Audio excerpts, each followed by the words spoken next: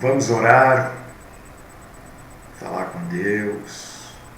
Hoje de manhã, agora há pouquinho, eu estava pensando, no desânimo que as pessoas têm, a falta de vontade de fazer as coisas. Aí ficam buscando energia. Olha, a energia que não sei quem nos passa. Não passa energia nenhuma. Isso é bobagem, isso é mentira. Nós temos que nos animar com as coisas. O Senhor coloca coisas para a gente fazer, para a gente se animar, Você que é minha irmã em Cristo, limpe a sua casa com alegria, coloca um cheirinho bom aí, arrume. Você que é meu irmão em Cristo, faça aquilo que precisa ser feito, trabalhe com alegria, mesmo que o trabalho seja chato. Eu quantas vezes tive que fazer coisas chatas na minha vida, mas nós temos que estar com ânimo, com vontade.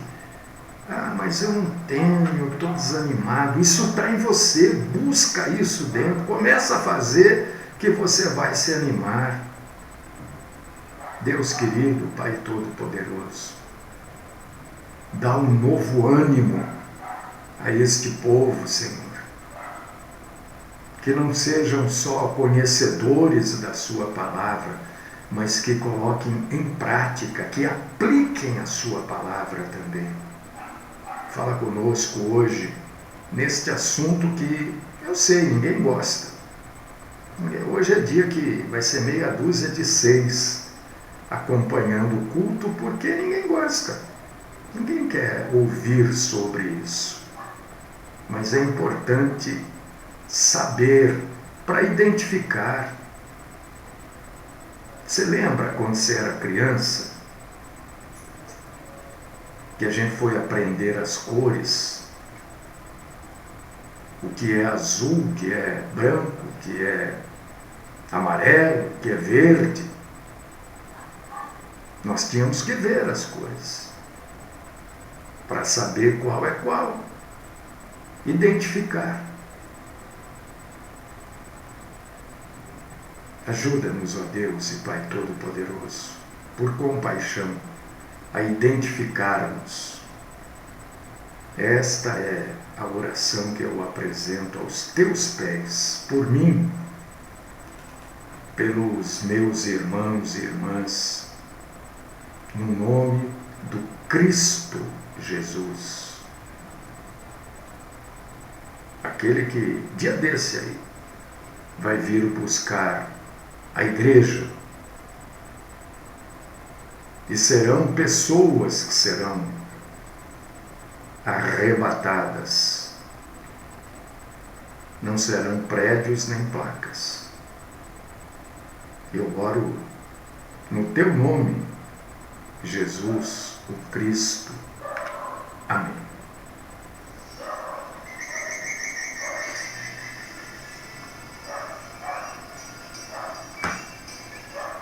Irmãos amados e irmãs queridas, vocês todos que nos acompanham, se você puder, nos ajude. Nós estamos passando um aperto aqui, viu? Porque eu sei que as pessoas estão em dificuldades, mas nós estamos apertados aqui. Então, se você puder nos ajudar, com oração, é claro, mas se você puder nos ajudar com dinheiro, financeiramente, também é bom, para ajudar a gente a pagar as contas aqui. A internet é alta, o site precisa ser pago, o Extreme, que é aquilo que coloca no ar tudo, tem despesa, viu? Nossa despesa com este trabalho aqui, com esse ministério, não é pequena,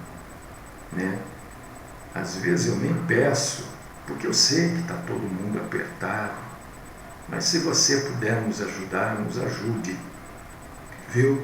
Sua ajuda financeira é muito importante. é bom, porque desafoga um pouco a gente. Tá bom? Deus abençoe você que vai nos ajudar, e Deus abençoe também você que não pode nos ajudar ou não quer ajudar. Que Deus abençoe muito você também. Gente, hoje eu vou falar de um assunto que eu até coloquei no título, né? Eu sei que ninguém gosta deste assunto, pecado, mas a gente precisa entender algumas coisas. Como cristãos, nós temos que entender muitas coisas, né? E até sobre pecado. Pecado não é um assunto muito abordado nas igrejas denominacionais, porque o pecado, quando a gente fala de pecado, a gente fala contrário às crenças modernas e arrogantes. Então, a maioria dos pregadores, não todos, presta atenção, é claro, é óbvio que existem trabalhos maravilhosos por aí, mas a maioria não quer falar sobre pecado, porque vai ofender a sensibilidade delicada da maioria dos membros. Também não são todos, né? Mas eu quero dizer para você, irmão, irmã, que existe o pecado original.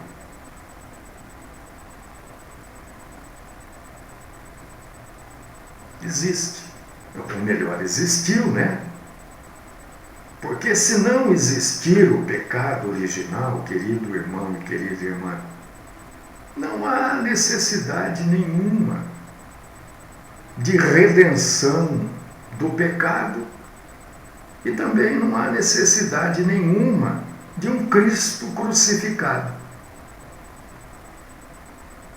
Não é? Se não tem pecado, por que Cristo morreu? A troco de quê? E se não há pecado também, as igrejas denominacionais, a igreja, não tem nenhum trabalho para fazer, porque não tem pecado. Então, as convicções e as práticas cristãs, se não existe pecado, é tudo água de salsicha, não serve para nada. Não é? Todo homem, atenção, isso não, veja bem, eu não estou aqui na condição de juiz, não é isso. Eu estou pregando a palavra de Deus pura, santa, cristalina e verdadeira. Aliás, deixa eu convidar você, tem uma outra página nossa no Facebook que chama-se Amor às Almas. Dá uma entradinha lá. Eu todo dia vou colocar, a partir de ontem já coloquei notícias fresquinhas lá, fresquíssimas, de Israel, né? E informações sobre aquela região ali, entendeu? Coisas que talvez você não vá ver nos telejornais normais aí. Entra lá. E também, obviamente, sobre o cristianismo. Ontem já tem ali uma informação fresquíssima que a China passou por cima do Japão um míssil. Não sei se a televisão deu ou não, mas a informação veio de Israel. E hoje eu estou colocando esta primeira parte deste assunto lá. Amor às almas. É fácil de se achar também, né? No Facebook. Então, falando do pecado, o homem é um ser depravado. Olha, depravado na acepção da palavra, na etimologia da palavra. A história da raça humana comprova isso. Não há homem no mundo que não saiba as inclinações naturais que nós, homens, temos para o mal. Nós temos inclinações horríveis para o mal. É uma luta andar certo. Por causa disso que eu abri hoje a oração pedindo para você lutar contra o desânimo. Porque a inclinação do homem é desanimar mesmo. A tendência natural do homem é para tudo aquilo que é mal. Isso não é você, não é o seu marido, não é a sua esposa, não é o seu filho, é todos nós. Isso é em função daquele pecado que a raça humana herdou.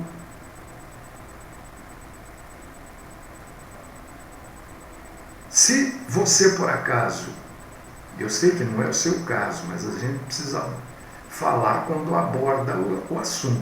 Se você, ou se você conhece alguém que não crê no pecado original, essa pessoa também não pode crer que o ser humano é uma criatura caída e depravada.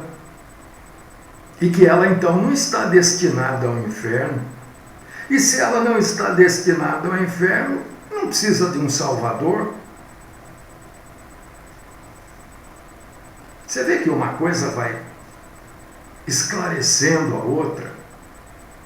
O Novo Testamento, por exemplo, ele tem várias passagens que conecta, que fala da queda do homem no Éden.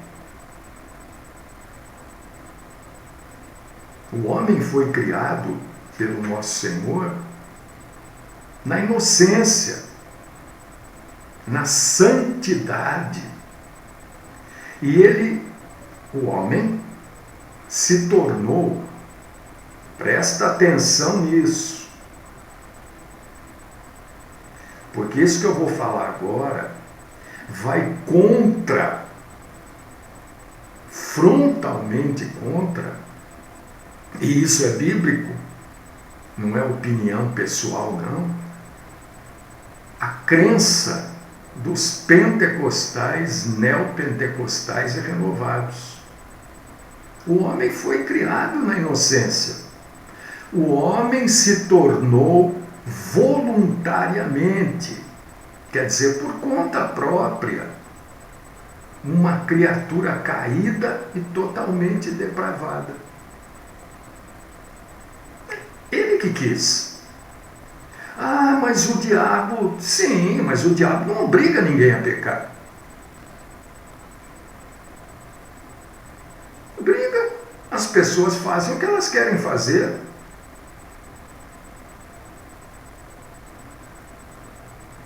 Então, tem muita gente, aliás, que acredita que o homem é uma criatura que pecou, mas não aceita a crença de que o homem é depravado totalmente. Olha, por favor, eu estou usando esse termo depravado, que é um termo bíblico, né? Mas as palavras, com o passar do tempo, elas sofrem modificações e alterações quanto à sua aplicação. Né? Depravado hoje quer dizer muito mais coisas do que queria dizer na época bíblica.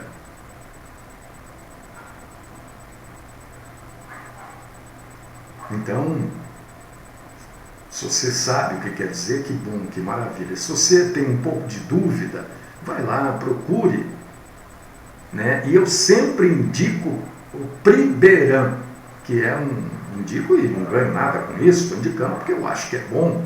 Né? É um dicionário online. Priberan, com M no final. Vai lá e procura o que quer dizer a palavra depravado, depravação.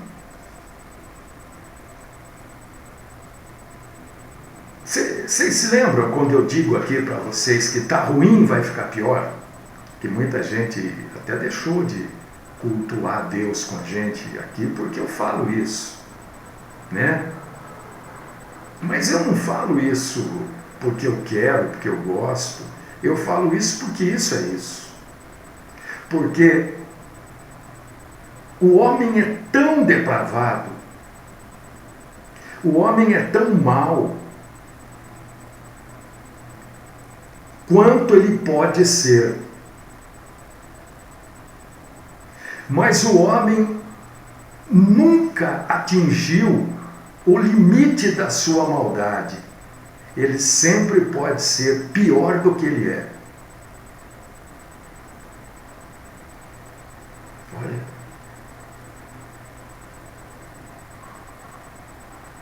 A depravação não quer dizer que o homem atingiu o limite da maldade.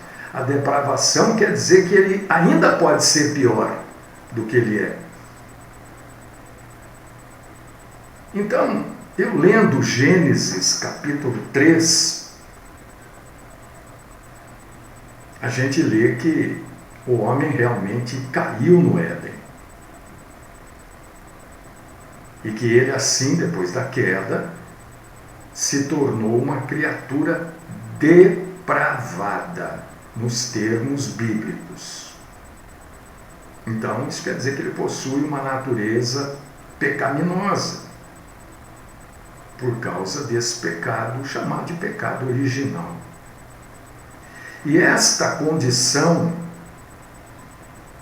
foi transmitida a todos os descendentes de Adão, através da semente no momento do pecado. Quando a gente lê Gênesis 3, e eu nesses dias tão conturbados quero convidar você para ler.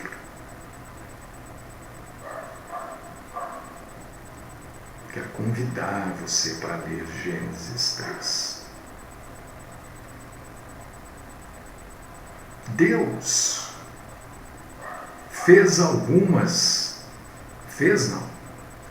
Deus impôs algumas restrições ao homem. Opa! E aqui a gente vai ver algumas coisas que são comuns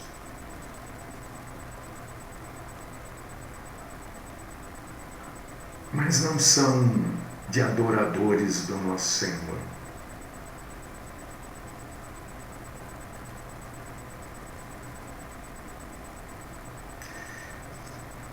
Não há.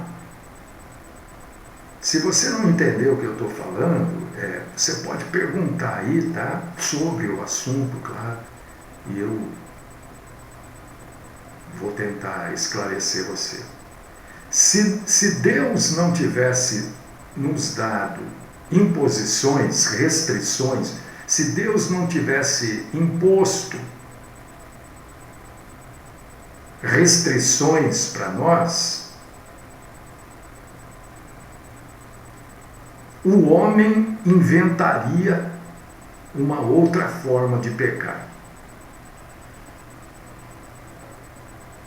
A Bíblia Sagrada, ela declara a necessidade da lei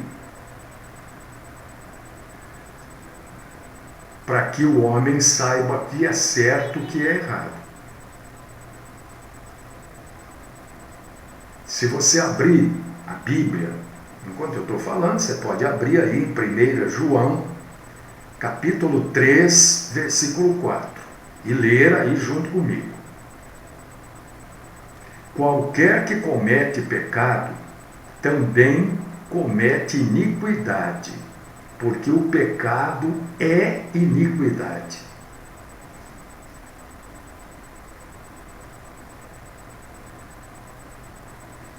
Se você abrir em Romanos, capítulo 4, versículo 15, o que você vai ler lá? Porque a lei opera a ira. Porque onde não há lei, também não há transgressão. É a lei que impõe o limite.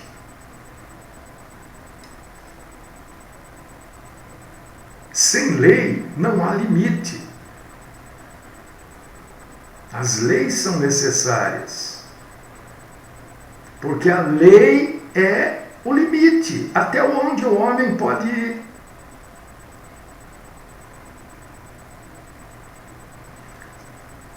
O pecado estava no mundo, mas sem a proibição do pecado, como é que a pessoa ia pecar? A proibição é o limite, é a lei.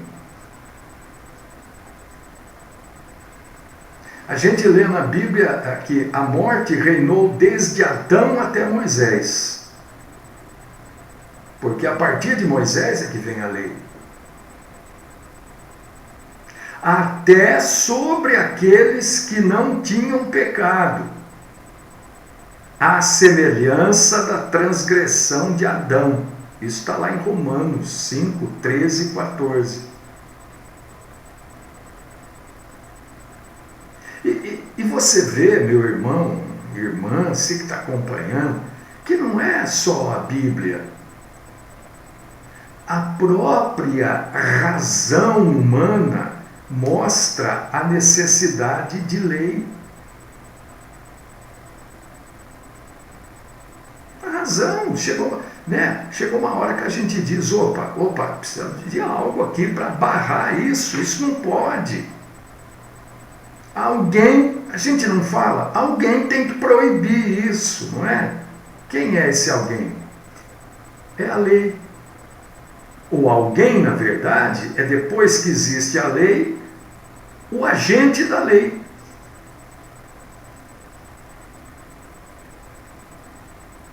E foi isso que aconteceu lá no Éden. Nós temos que entender, nós cristãos precisamos entender e passar isso para frente, que Deus é soberano. Deus, como soberano,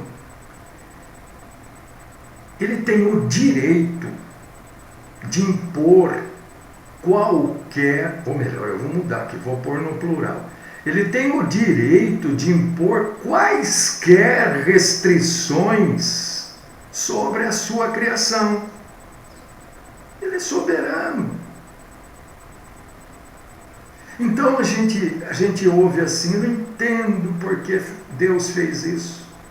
Eu não mereço isso. Isso é sinal de ignorância bíblica.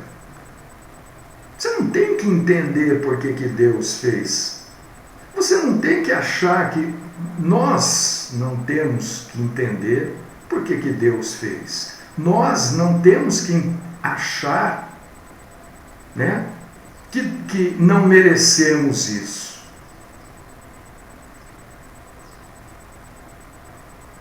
Deus é soberano. Não é porque você não acha ou não entende que Deus deixa de ter razão. O Salmo 115, no seu verso 13, diz assim: mas o nosso Deus fez tudo o que lhe agradou. Acabou. Por que Deus fez isso? Por quê? O que vai mudar se saber por quê? Se ele fez, está feito. Ele é perfeito.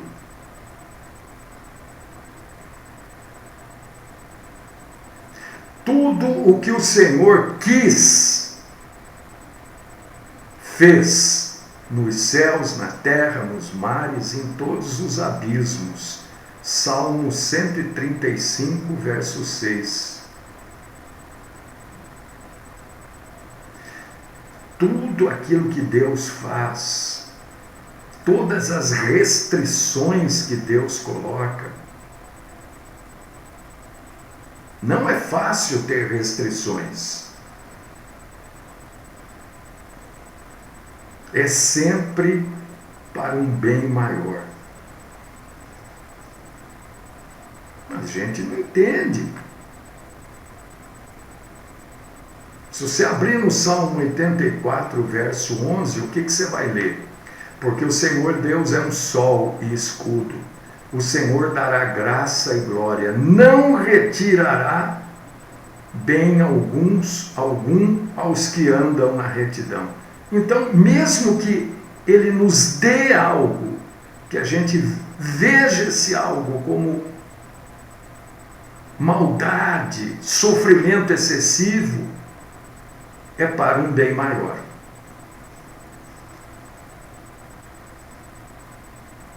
Eu vou lendo aqui porque eu vou pulando, né? Para dar tempo. Então eu quero voltar no Éden. Lembra que eu falei ontem, até de maneira veemente, o espírito de prostituição, o espírito de pobreza. Você lembra? Falei isso ontem aqui. Se você abrir em 1 Timóteo, capítulo 2, versículo 14, você, irmão, irmã em Cristo, vai ler o quê? Você vai ler sobre o Éden. Adão não foi enganado. Olha só a afirmativa de Paulo para Timóteo. Adão não foi enganado. Mas a mulher, sendo enganada, caiu em transgressão.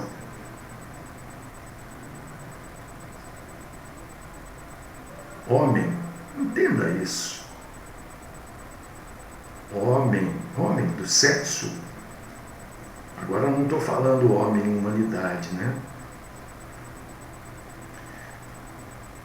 2 Coríntios 11, 3 diz assim, olha como é importante o bom entendimento da palavra de Deus. Para quê? Para que a palavra de Deus fique clara, cristalina, é uma redundância e verdadeira. A serpente enganou Eva, mas não Adão. Adão pecou conhecendo plenamente suas ações e suas consequências, pois ele sabia que Eva havia pecado e escolheu pecar e permanecer com sua esposa, do que manter a inocência e se separar dela.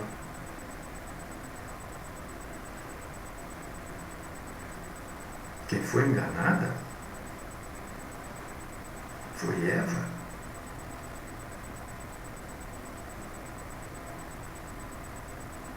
Adão fez porque quis agradar a esposa. Então o erro dele foi duplicado.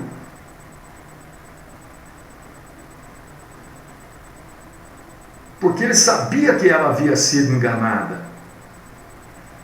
E ele, para ficar, que marido maravilhoso.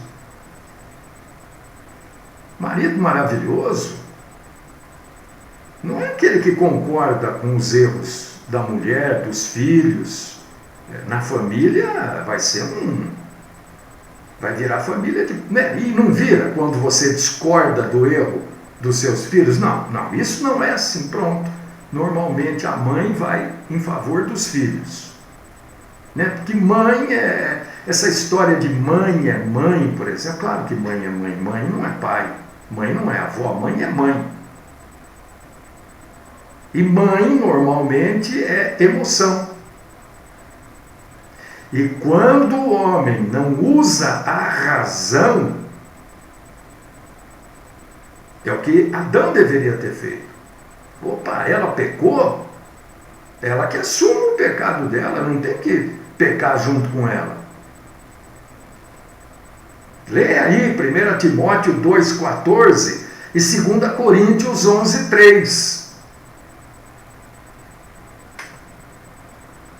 Ele sabia plenamente do erro de Eva.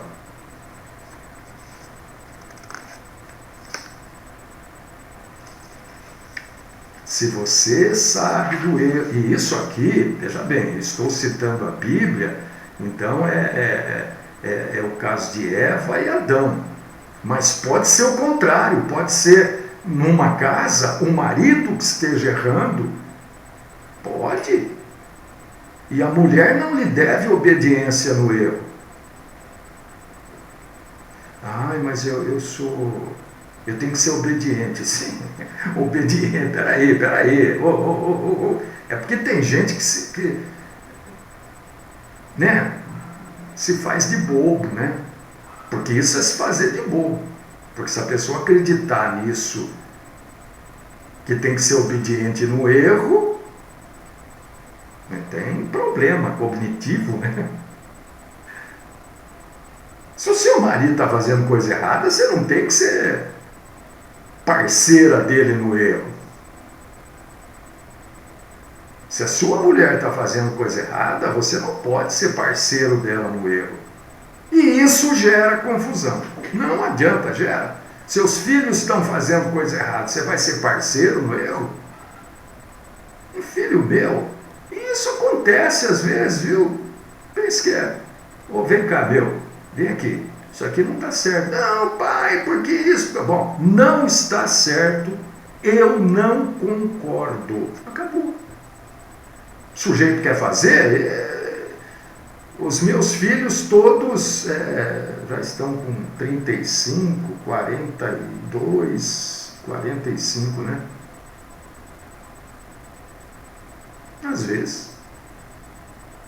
Às vezes nem vem pedir opinião, faz. Porque quando pede eu já falo antes, ou né? Opinião. E se eu vejo, eu sou contra. A mãe normalmente é só emoção. Ai, meu filho, ele é meu filho, ele saiu de mim e não sei o quê. E aí vai participando do erro do filho.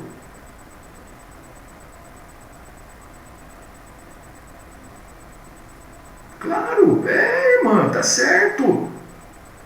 Não quero saber se é vizinho.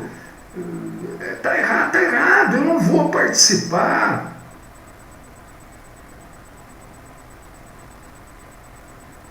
E Satã, usando a serpente, aí a gente entra naquele papo de ontem. Ele pode usar, Satanás usou a serpente como instrumento. Você lê lá em Gênesis 3:1. Que ele é a força incitadora nas tentações, nos pecados. Isso é inquestionável, ninguém está questionando isso. Eu estou afirmando que ele não pega na sua mão para você puxar o gatilho. Aliás, vamos deixar claro uma coisa aqui, né? Eu sei que tem gente que eu vou falar não vai entender, mas aí o que eu posso fazer também? Não é a arma que mata.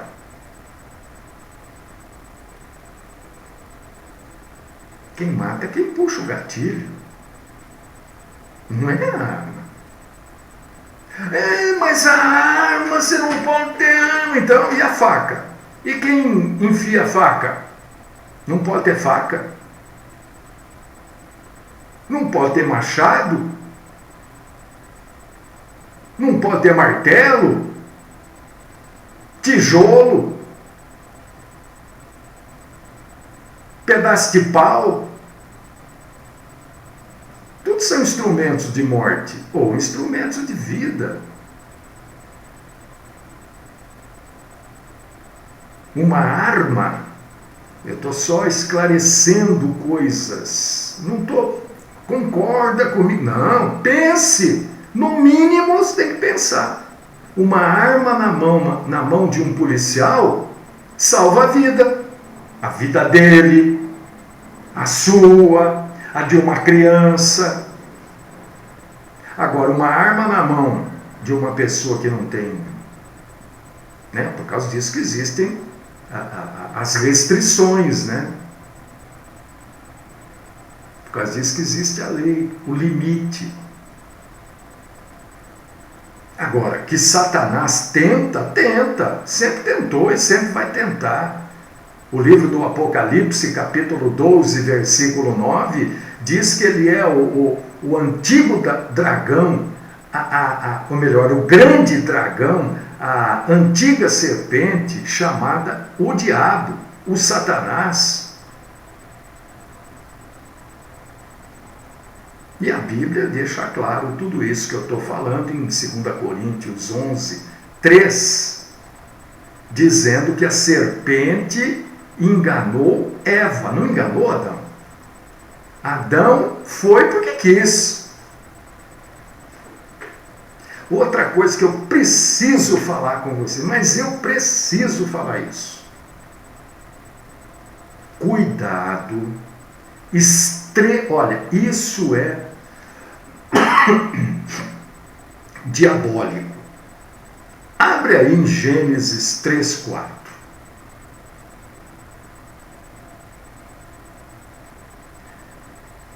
Está escrito assim: então a serpente disse à mulher: certamente não morrereis, ou não morrerás. Não foi? O que Satanás fez? O que você consegue captar aí disso que está escrito em Gênesis 3:4? Certamente não morrerás. Que é uma luta, né, minha e de outras tantas pessoas, o acréscimo na palavra de Deus. O acréscimo à palavra de Deus. Foi isso que Satanás fez. Ele mudou o sentido da palavra de Deus. É verdade, Luiz, é verdade. Um carro pode matar, e mata muito. Mata muito. É claro, irmão, concordo com você. Mas muito cuidado com quem faz acréscimos ou subtrações à palavra de Deus, porque isso é satânico. Esse é o combate que eu tenho aqui há mais de 20 anos, as falsas igrejas. Olha o que Satanás, ele só colocou a palavrinha não. Ele acrescentou uma palavra. E esse não, né, era uma das menores palavras da língua hebraica. Na língua hebraica é composta de duas letras. Mas mudou completamente o sentido daquilo que Deus falou. Certamente morrereis, falou Deus. O que Satanás fez com Eva? Certamente não morrereis. Mudou a palavra. Ah, mas um não mudou tudo. Cuidado, ouça o que as pessoas falam. Ouça. Preste atenção no que ela está falando. O sentido que ela está colocando naquilo que ela fala.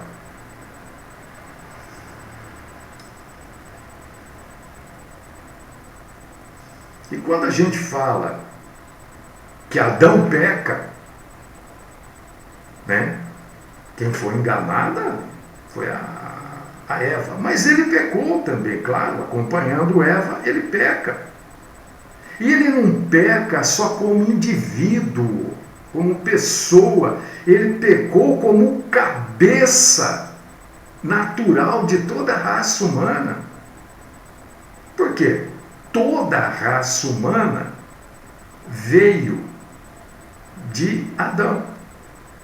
A semente dele está em mim, está em você.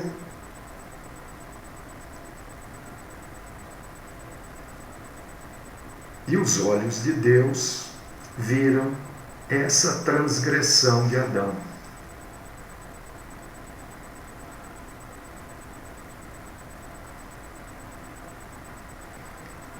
O pecado de Adão, chamado de pecado original, porque foi lá na origem, no começo, no primeiro homem, que é a origem de toda a humanidade,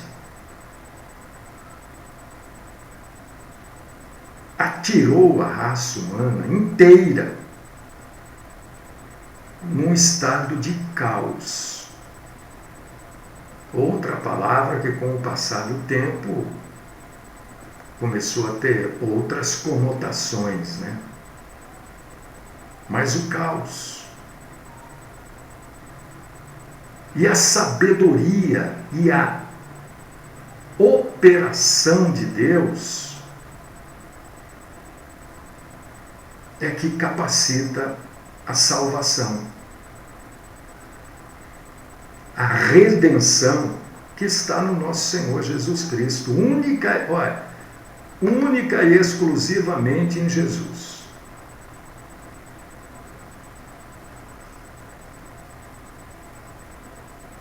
Homem nenhum consegue se salvar por esforço. Nós nos salvamos por um favor imerecido e pelo amor de Deus em Cristo. Não adianta, não, vou me esforçar, vou ser bonzinho. Não adianta nada, bonzinho não resolve nada. Porque bom é só Deus, né? A própria palavra diz, bom é só Deus. Jesus fala isso. Então, a Deus, somente a Deus, única e exclusivamente a Deus, todo louvor a Ele. E somente a Ele, a mais ninguém e a mais nada.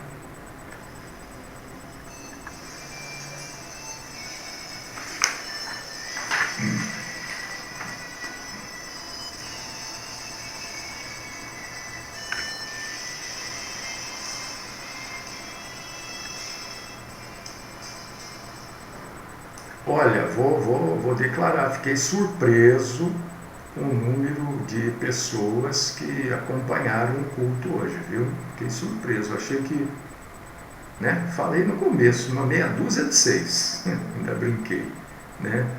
Mas fiquei surpreso, que bom, louvado seja Deus, né? Mais e mais pessoas ouvindo a palavra de Deus e entendendo cada dia mais a palavra do nosso Senhor.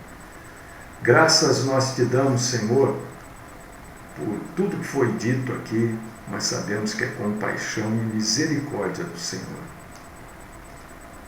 Nós sabemos.